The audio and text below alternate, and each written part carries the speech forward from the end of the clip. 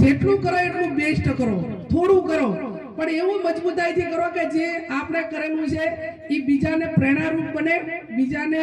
એનું અનુકરણ કરવા માટેનું મન થાય અને એનું જે કંઈ કરો છો એનું ભવિષ્ય એ બીજા માટે માર્ગદર્શક રૂપે રહે. આ પ્રકારના કાર્યો બધા તમે કરો અને હું તો અપેક્ષા રાખું છું હવે તો રાજ્ય સરકારમાં એમને પણ કહેવાની છું કે સરકાર કોઈ પણ હોય, ભાજપની હોય કે કોંગ્રેસની હોય કે કોઈ પણ પક્ષની હોય, પણ આપણો પુરુષાર્થ એ આપણો પોતાની માલિકી છે અને પુરુષાર્થ વગર દુનિયાની અંદર કોઈ પણ ક્ષેત્રની અંદર આપણને સફળતા મળવાની નથી. જાગો, ઉઠો અને ધ્યેય પ્રાપ્તિ સુધી મંડ્યા રહો.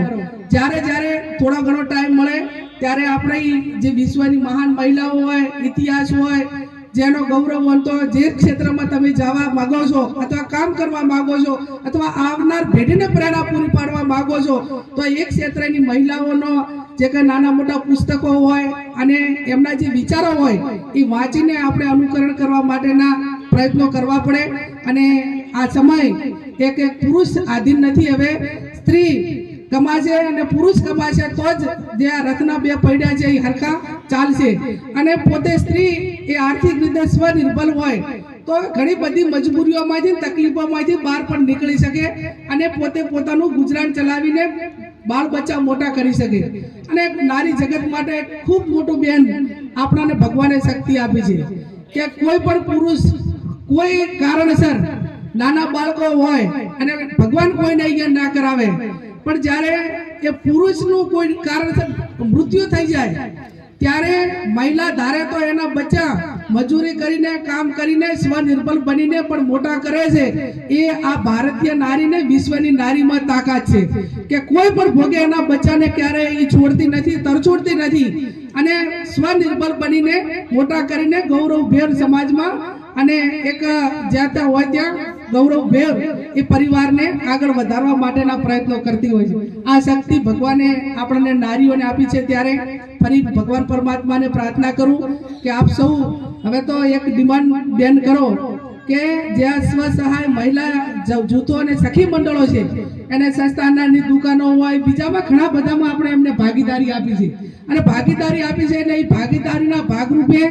વધુ રીતે આર્થિક રીતે એમને સરકારની મદદ મળે એના માટે કરીને જે વિવિધ નિગમો છે, ઠાકોર વિકાસ નિગમો હોય, આર્થિક વિકાસ બીજા બધા ઘણા નિગમો હોય, માલધારી વિકાસ નિગમો હોય,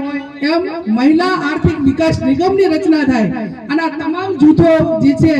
સખી મંડળો છે, એનો સમાવેશ એ આર્થિક મહિલા વિકાસ નિગમના માધ્યમથી એને જે કઈ રિવોલ્વિંગ ફંડ મળે, સરકારની જે યોજનાઓની સબસિડી કે જે કઈ સરકારે મદદ કરવાની થતી હોય એના માધ્યમથી થાય. ઘણી વખત મેં વિધાનસભામાં પણ આ વાત કહેલી કે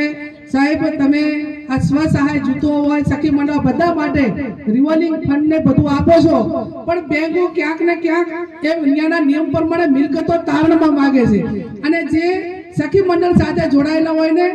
મિલકત ન પણ હોઈ શકે તો તારણમાં શું આપે? એના માટે પણ સરકારે ક્યાંક ને ક્યાંક પોતે સરકાર બેંકની જામીન બને અથવા તો પોતે એની ગેરંટી લે કે ભાઈ આટલા સુધી તમારે આ સખી મંડળોને ધિરાણ આપવાનું છે અથવા તો રિવોલ્વિંગ ફંડ આપવાનું છે. એ ક્યાંક ને ક્યાંક એમના બેંકની મારફત ક્યાંક સફળતા મળે છે અને નહીં મળતી હોય તો પણ આવનાર સમયની અંદર જે રીતે મદદ કરવાની થતી હોય એ પ્રમાણે મદદ કરો.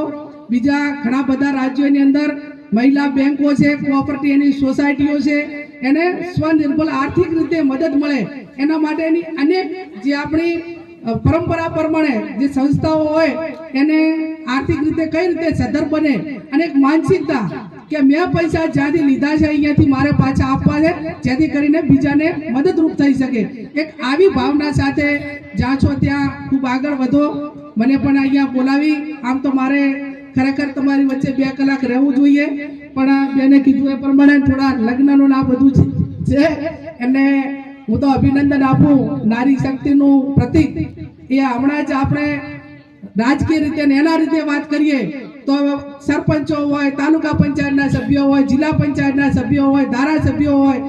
લોકસભામાં ખરડો પસાર થઈ ગયો. બનાસકાંઠાએ તો એની શરૂઆત ખૂબ મજબૂતાઈથી કરી છે કે વગર મહિલા અનામતે રિઝર્વ હોયા વગર પણ લોકસભાની સીટની જાહેરાતો થઈ છે એટલે એ પણ એક નારી શક્તિ માટે એક ગૌરવ ગણાય. ભારતીય જનતા પાર્ટીએ કરી છે પણ છતાં એક નારી તરીકે અભિનંદન આપું છું કે મહિલા અનામત ન હોવા છતાં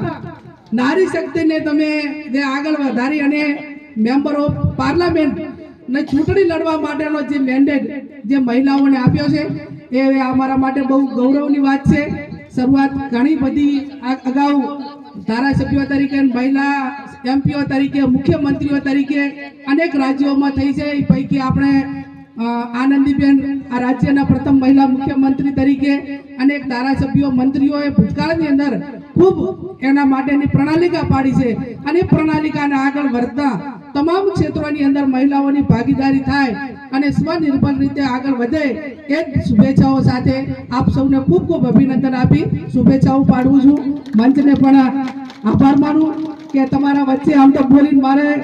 હું બોલી તમે બધે આભળ્યું, મારે તમારું આભળવા રહેવું જોઈએ, પણ માફી કરજો ક્યારેક સ્પેશિયલ